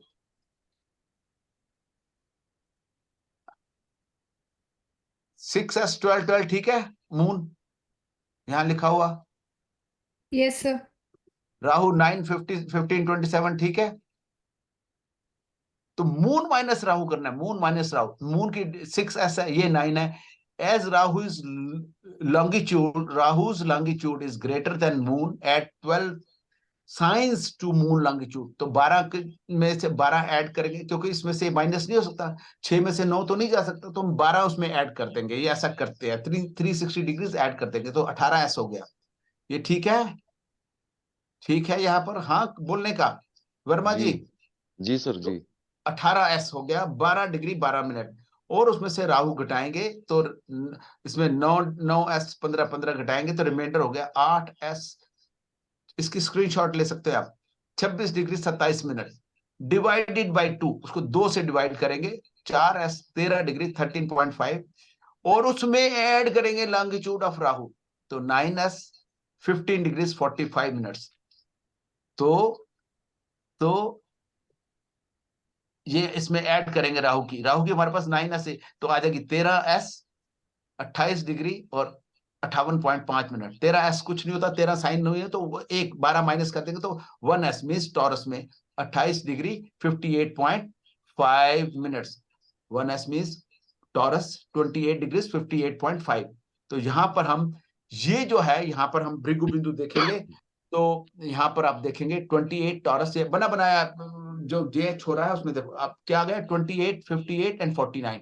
ठीक है सब ठीक है, ये बना आपको करना नहीं है, पर मैं आपको कैलकुलेशन समझाना चाहता था। इज दैट बिल्कुल। राइट? वर्मा जी समझ आ गया? ये टीए क्या है 28 के बाद में, क्या है सर ये टीए? टीए टॉरस टीए, ये ओके। आप ये वाला प्रोग्राम ना डाउनलोड कर ले नेट से जाके, सबसे अच्छा प्रोग्राम है। कौन सा है सर ये? जगन्नाथ जगन्नाथ होरा, Tora. सबसे बढ़िया जगन्नाथ होरा। प्रोग्राम, इससे बढ़िया कोई प्रोग्राम नहीं। www.vedicastrologer.com. बस It is by PVR Narasimha Rao, one of the sir leading please देना astrologers. ग्रुप में अपना लिंक शेयर कर दो, सो दैट दूसरों को भी इजी हो जाएगा। Oh, कर देंगे, कर देंगे. कर देना सुब्रमण्यम जी, कर देना, ठीक है? Yes, yes, sir. तो ये क्या है? भृगु बिंदु is imaginary mid point of Rahu moon axis, very very sensitive.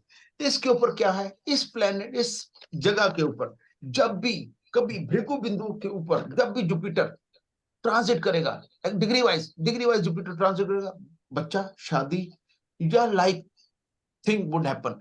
बच्चे को शादी में कुछ भी होने, जुपिटर का आस्पेक्ट इसके और बहुत जरूरी है, बहुत जरूरी है। आप देखोगे भृगु बिंदु के बगैर कुछ नहीं होता। भृगु बिंदु के ऊपर जुपिटर का, वीनस का, मून का, इनका जो जो ऐसे अच्छे प्लेनेट है, बेनिफिक प्लेनेट, मरकरी का, सब जगह पे भृगु बिंदु के ऊपर से जब भी ट्रांजिट करेगा कुछ ना कुछ अच्छा दे जाएगा। क्योंकि शादी तो एक बार ही होती, बार बार 70 साल के आदमी के भृगु बिंदु निकले तो उसके घर में कोई ना कोई शादी या बच्चा होगा, घर में उसके उसके उसमें, ठीक है? तो उसमें आपको उसमें, तो इसलिए भृगु बिंदु के मैं और बड़े सारे यूज बताऊंगा। जुपिटर का progress in studies, birth of a brethren, getting employment, marriage, birth of a child, promotion in service, profit in business, expansion in industries, pilgrimage, recovery from long standing sickness, fulfillment of long cherished desires depending upon native's age। ये लिखा हुआ native as के। तो ये सारी चीजें भृगु बिंदु के ऊपर से जब जाएगा जुपिटर या उसके ट्राइन में, पर लिखा हुआ पटेल साहब ने एक जगह पे कि भृगु बिंदु के ऊपर जाएगा उसके रिजल्ट ज्यादा मजबूत होंगे बजाय कि उसके ट्राइन में जाने से। पर ट्राइन में जुपिटर की 5-7 5-9 उसकी ट्राइन की उसके आसपास तो भी कुछ ना कुछ अच्छा करके देगा। इतना अच्छी पॉइंट है ये वाला, भृगु बिंदु का पॉइंट इतना अच्छा है कि ये सर इसका मतलब जब भी कोई भी प्लेनेट टोरस के इस डिग्री पे पहुंचेगा तब, किसके इस डिग्री पे, भृगु बिंदु पे, यहाँ पर नहीं भृगु बिंदु की जो डिग्री आई है वो टोरस में हाँ आई उसके है ना ऊपर सर ये? बिल्कुल टॉरस में आई है, बिल्कुल टॉरस की डिग्री में 2-6-10 में भी 2-6-10 में भी काम करेगा। अच्छा उस ट्राइन में पूरे में? हाँ और देखो अगर कोई प्लेनेट उस डिग्री पे मेलिफिक प्लेनेट भृगु बिंदु पे बैठा हुआ है तो वो उसको नुकसान करता रहेगा। जब जब उसके ऊपर मेलिफिक दोबारा से आएगा तो वो नुकसान कर देगा। मेलिफिक प्लेनेट कौन से हैं? मेलिफिक प्लेनेट कौन से हैं? केतु, सैटर्न, राहु। पर राहु जो है, राहु के लिए पटेल साहब ने लिखा है कि कभी कभी अच्छा रिजल्ट दे देता है, कभी कभी खराब रिजल्ट देता है। उन्होंने स्पेसिफाई नहीं किया कि वो उसका अनस्पेसिफिक है। मेरे पास उसका आंसर है, आप ट्राई करना।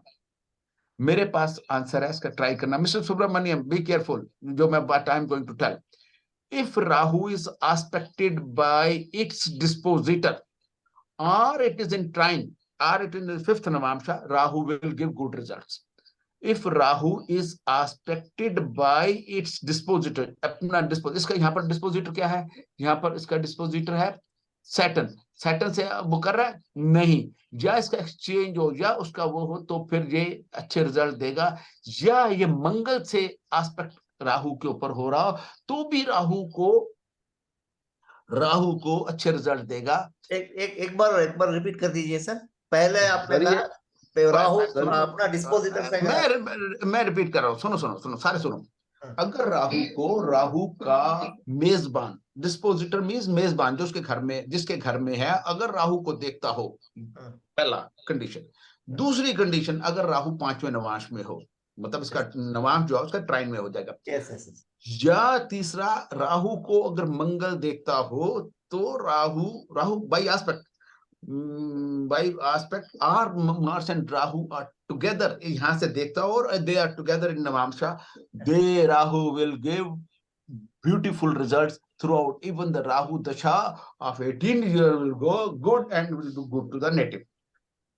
सर ये नेटल के राहु का या नेटल का बताया आपने जो देखता होगा, या ट्रांजिट वाला?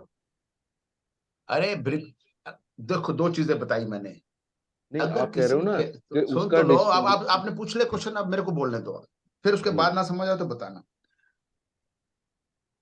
इस भृगु, पहली चीज मैंने बताई कि भृगु बिंदु के ऊपर से जब ट्रांजिट का जुपिटर, वीनस, मून या वो जाएगा तो कुछ ना कुछ, इतनी सारी चीजें बताई थी, वो कुछ अच्छा करके जाएगा।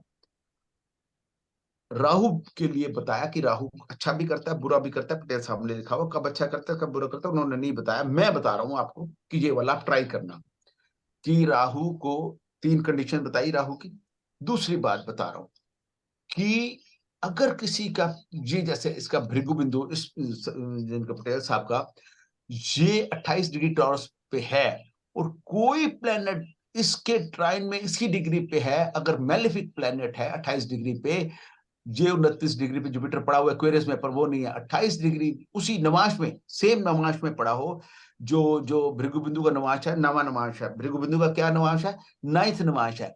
कोई प्लेनेट 9th नवांश में 2, 6, 10 में पड़ा हो तो वो 2, 6, 10 में पड़ा हो या उसके साथ पड़ा हो या बाई एस्पेक्ट 28 डिग्री का हो तो उसको नुकसान, मेलिफिक होगा तो नुकसान देता रहेगा। और अगर अच्छा प्लेनेट होगा, जुपिटर, वीनस, मून इसी डिग्री पे होगा तो उसके लिए ब्लेसिंग होगी, ये योग बन जाएगा। समझ गए बात को वर्मा जी? मतलब नेटल का प्लेनेट हुआ ना सर वो नेटल की डिग्रीज में, अगर भाई बचपन से आपके हॉरोस्कोप में उससे पड़ा हुआ है वहां पर तो ब्लेसिंग हो गई ना आपके लिए।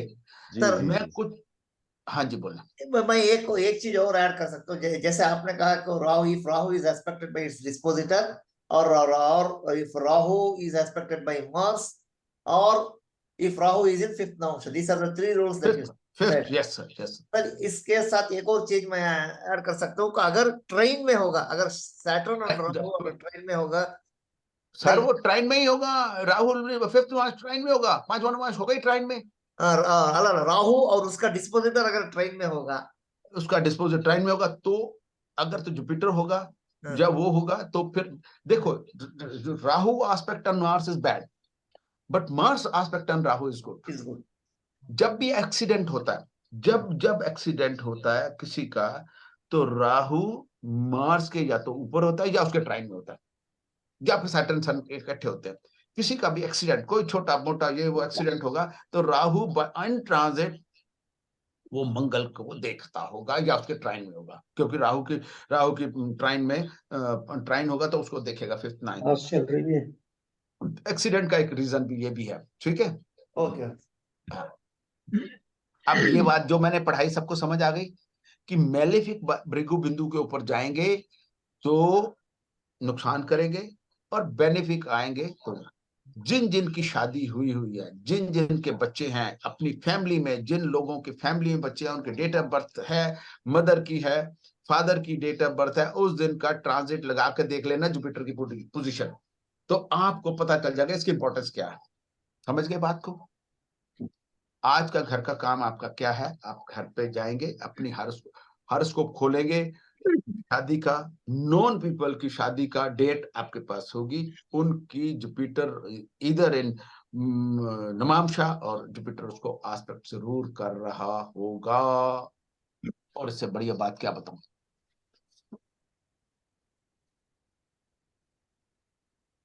और क्या बताऊं इससे बढ़िया? बता, इससे और कुछ हो सकता है? प्रैक्टिकल एग्जांपल बोल रहा हूं मैं। Mister Subramaniam, have you ever watched this? Did you notice this? No, sir. No, I will check marriages from some other points of view, but from Bhrigu point of view, I have to check. You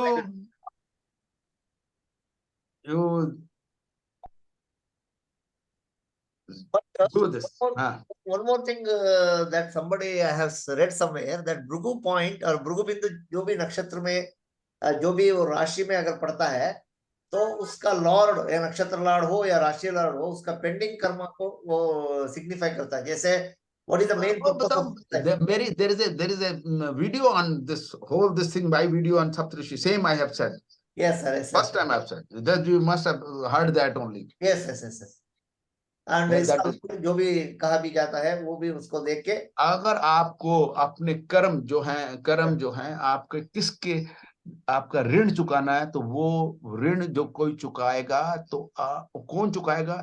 जो भृगु, उसका Bhrigu, suppose मेरा ये पटेल साहब के भृगु बिंदु का Lord कौन है? शुक्र है। जिसका शुक्र 2 नंबर में होगा, जिसका शुक्र 2 नंबर में होगा, या शुक्र अपने घर का एग्जाल्टेड होगा, शुक्र 2 नंबर में होगा, तो वो उसका ऋण चुकाएगा। ये एक वीडियो है मेरी सप्तऋषि के ऊपर, भृगु बिंदु के ऊपर। 2 नंबर का मतलब सर? टॉरस। हाँ, ठीक है, चलो।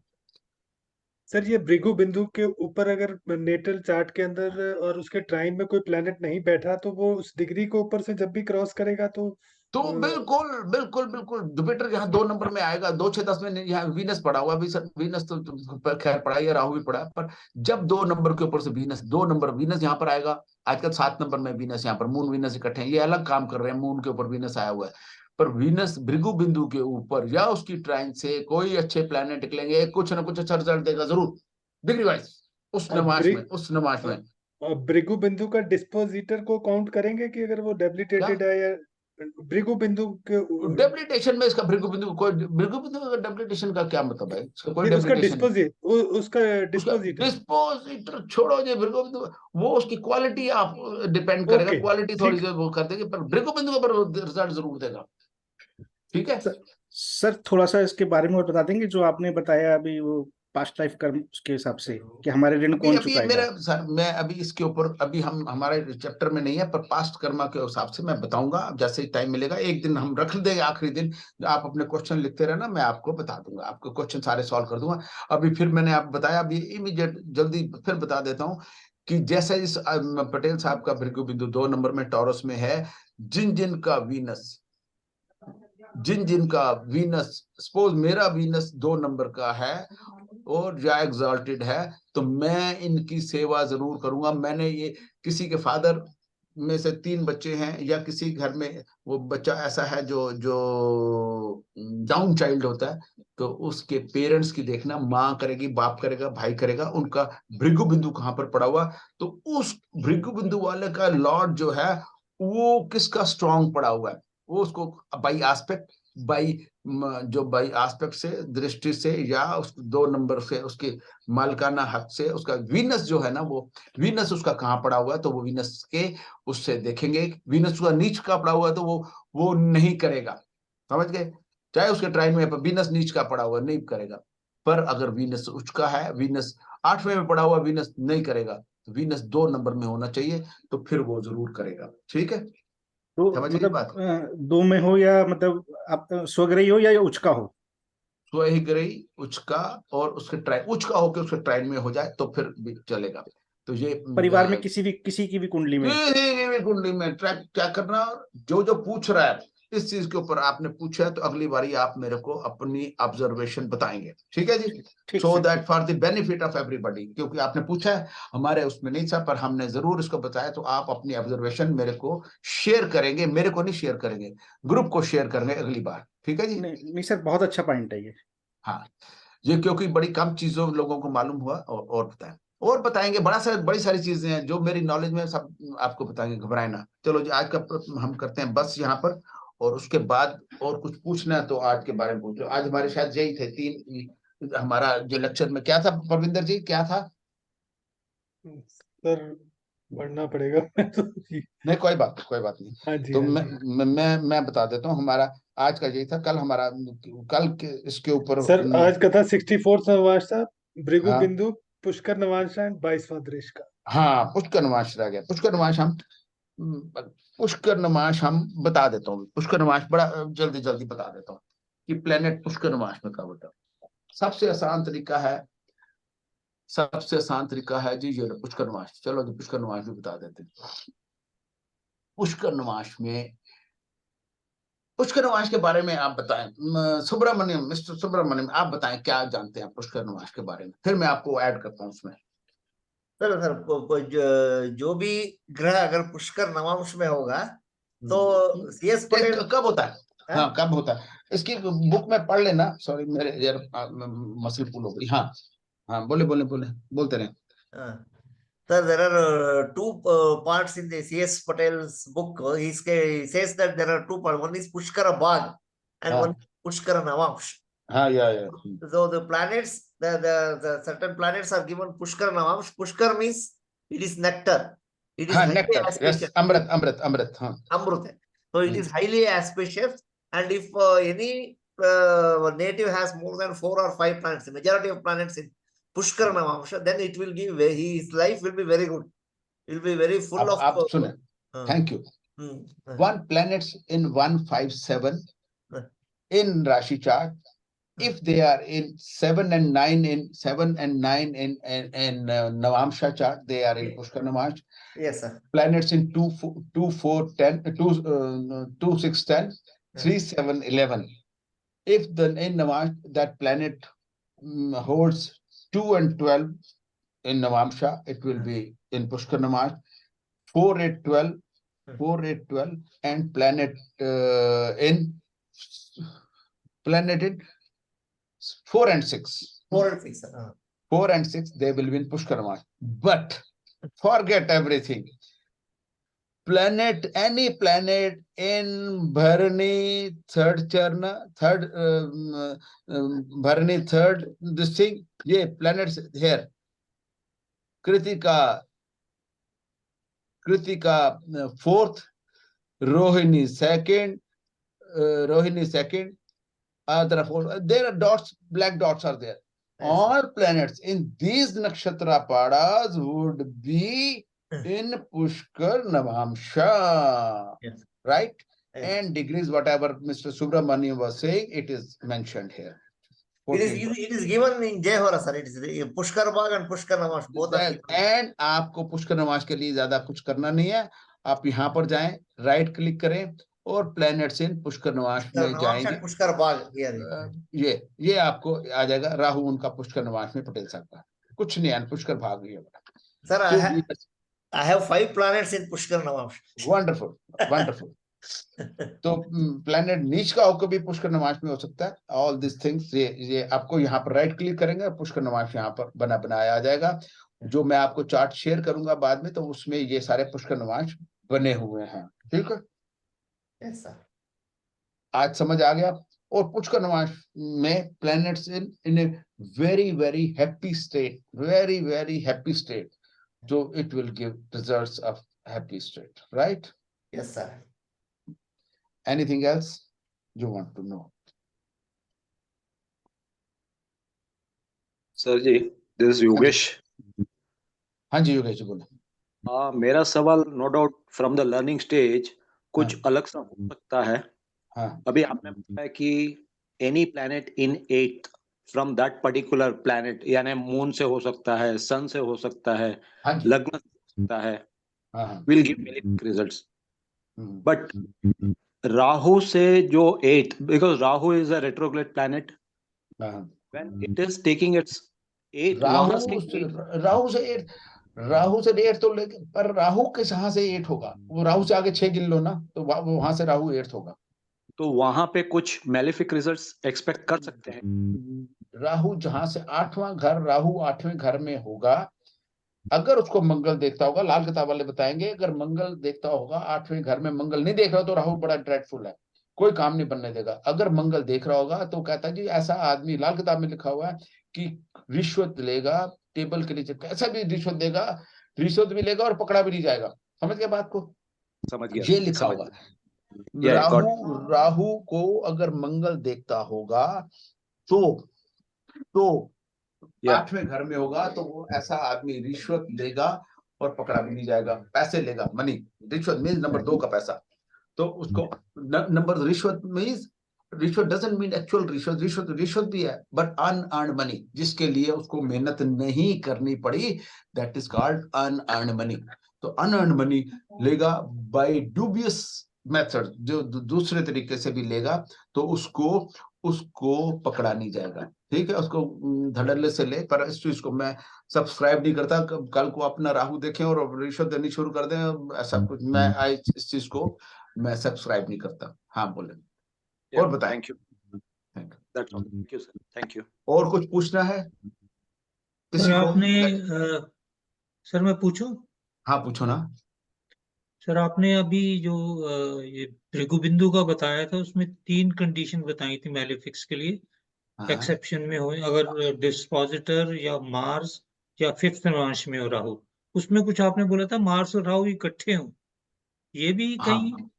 मार्स राहु इकट्ठे होंगे, तो मार्स राहु इकट्ठा होगा तो देखना कौन, देखो मार्स राहु कौन सी डिग्री किसकी कम है, कौन किसकी तरफ जा रहा है, राहु मार्स को पकड़ रहा है या मार्स राहु को पकड़ रहा है, ये आपको बात देखनी होगी कि राहु उल्टा चल रहा है और मार्स आगे, दोनों एक दूसरे को पकड़ रहे हैं, मार्स राहु इकट्ठे होंगे तो भी एक वो साइन है कि आप मार्स राहु को पकड़ रहा है, और राहु अगर डिग्रीज क्रॉस कर गया, ये अगर इकट्ठे होंगे तो डिग्रीज देखनी पड़ेगी। ठीक है, वो आप ऐसा कोई केस है तो मेरे को बताएं, फिर मैं आपको बताऊंगा, तो ऐसे कंफ्यूज हो जाएंगे। ठीक है, नहीं सर, जैसे मान लिया मंगल 28 डिग्री का है और राहु 11 डिग्री का, तो इसमें किसको बोलेंगे सर? किसको? अब होंगे इकट्ठे नहीं होंगे, अलग अलग नवांश होगा उसका, और वो 28 डिग्री और मंगल 18 डिग्री, तो देखो कहाँ जाएगा, नवांश अलग हो जाएगा ना उसका, वो तो अलग अलग हो जाएंगे, सब अलग हो जाएगा उसका। तो आप छोड़ो उसको, पहले मेरे को एग्जाम्पल, इसलिए मैं कह रहा हूँ एग्जाम्पल, ऐसे हाइपोथेसिस की एग्जाम्पल भी हो तो ढंग की हो एग्जाम्पल, तो ताकि हम उसके ऊपर डेलिनेट कर सके। मंगल 14 डिग्री का हो, अरे आप प्रभु ऐसा करें ना, आप इसको पहले जो मेरी आप ऐसे में आप वो करें, आप एग्जाम्पल बना ले, अगली बारी पूछना मैं बता दूंगा आपको, ऐसे मैं तो अभी फिर बता दूंगा, ऐसे किसी और की हाइपोथेटिकल क्वेश्चंस का कोई वो नहीं होता। तो आप अपनी हॉरोस्कोप छोड़ के कोई भी आप डिग्री वाइज पूछेंगे तो मैं बता दूंगा, और आप क्योंकि आपको अगर आपकी हॉरोस्कोप, तो आपको खुद को तजुर्बा होगा कि क्या हो रहा है। ठीक है, हाँ जी, ठीक है जी, एवरीबडी कुछ आज सीखा? यस सर, हाँ सर, हाँ। Are you wiser by what were you before class? अब कुछ वाइजर हैं तो ठीक है, आज हम तो इसको नोट को वो बंद करते हैं। कल प्रविंदर जी क्या है हमारा डिस्पोजिटर है शायद? हाँ जी सर। कल डिस्पोजिटर के ऊपर बात करेंगे। और पटेल साहब में एक चैप्टर आप पढ़ के आना तो आसान होगी। डिस्पोजिटर के ऊपर चैप्टर है पटेल साहब का। जिंदगी में अगर आप सेवंथ चैप्टर नंबर 7 पेज 70 के ऊपर आप इसको पढ़ के आना। इसमें थोड़ी सी गलती है, वो बता दूंगा मैं क्या। आखिर में जो टेबल बनी हुई है उसमें गलती है थोड़ी सी, वो आप ढूंढोगे तो मिल जाएगी। ठीक है, इसको पढ़ के आना तो ताकि काम आपको पढ़ने में आसान हो जाएगा। It will be very very easy for you. जो पढ़ के आएंगे तो आपको आसान हो जाएगा। चैप्टर 7 मैंने किताब भेज दी है। ये जो मैंने अब जो शीट शेयर करी है ये आपको मैं ग्रुप में डाल दूंगा। तो आप मेरे साथ चलेंगे, भागने की कोशिश मत करना, तो गिरेंगे भागेंगे तो। But if you will walk along with me you will be benefited. I am quite positive on that. ठीक है जी, मैं बड़ा थैंक यू वेरी मच। हाँ जी, ठीक है sir. Thank you very much sir. Thanks. Thank you sir, सबका धन्यवाद। Thank you आपने सर। ध्यान से थैंक यू। सुना और बड़े थैंक यू सर। वो दिया। Thank you sir. नमस्कार सर। नमस्कार नमस्कार। धन्यवाद सर। Thank you sir. नमस्कार। केशव जी नमस्कार नमस्कार। सर। प्रणाम। सर कल सेम टाइम इसी टाइम ही सब हाँ लोग जी। लेकिन 8 बजे आ जाए आप। हाँ वेट करने देखो में जी, वो आप लोग लेट आएंगे 5 मिनट तो सबका नुकसान होता है। 5 इंटू जितने भी 10-12 लोग हैं उनका सबका 1 घंटा मतलब लॉस होता है। Please come in time. Concentration loose हो जाती है। अब कोई बाहर खड़ा है वेट कर रहा है तो होता क्या है कि ऐसा नहीं कि हमें दिखता नहीं, हम उसमें लगे होते हैं। तो देखना जूम को फॉलो करते रहें और या सब्जेक्ट को फॉलो करें। तो प्लीज जरा टाइम पे आने की कोशिश कीजिए। ओके सर 5 मिनट पहले ज्वाइन कर लेंगे सब। है जी, 5 हाँ मिनट पहले हाँ ज्वाइन। पहले ज्वाइन कर लेना। 5 मिनट पहले ज्वाइन